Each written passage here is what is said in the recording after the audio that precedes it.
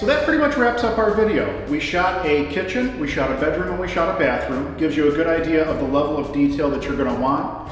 A few final notes: don't be afraid to take as many pictures as you can. You only get one shot at taking these photos, so try to make sure that they're in focus whenever possible. But remember that you're never going to be perfect. I've done hundreds of move-ins at this point. There's always a one shot that's not in focus, or, oh, I forgot to shoot a picture of that, or, you can go on forever.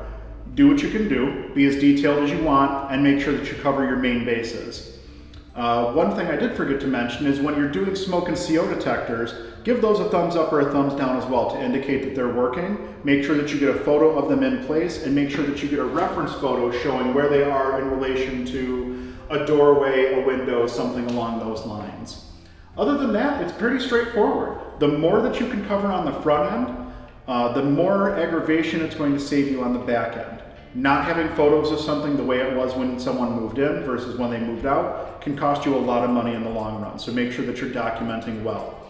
You'll also want to make sure that your tenant signs off on a move-in condition form, illustrating any damages that are in place that you're aware of.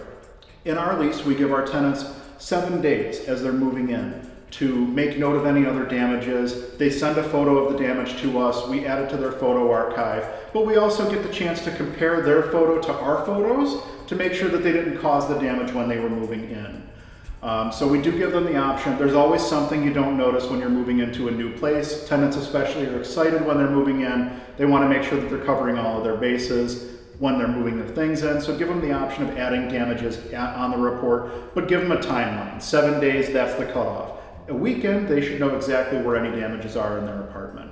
Other than that, just make sure you document, make sure that you get your security deposits up front so that you have cash to cover damages on the back end. You'd be surprised at how quickly a security deposit can disappear, so just be mindful of that fact.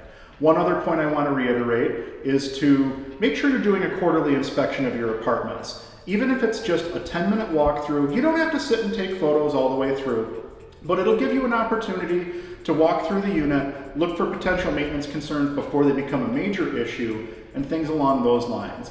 One thing that I always make sure I check is all of the water appliances in the unit. So if it's the kitchen sink, I'm checking under the kitchen sink to make sure we don't have a leak. I'm making sure that there's no evidence of water being left on floors and bathrooms, things along those lines. If you can correct it early, it'll save you money in the long run. If you have any questions, please feel free to reach out to us. I know that the guys over at Rent Prep are more than willing to answer any questions, as am I. You'll be able to see a complete set of all the photos that we took during the shoot on the Rent Prep website. And this was a lot of fun. Thank you guys, and we'll see you soon.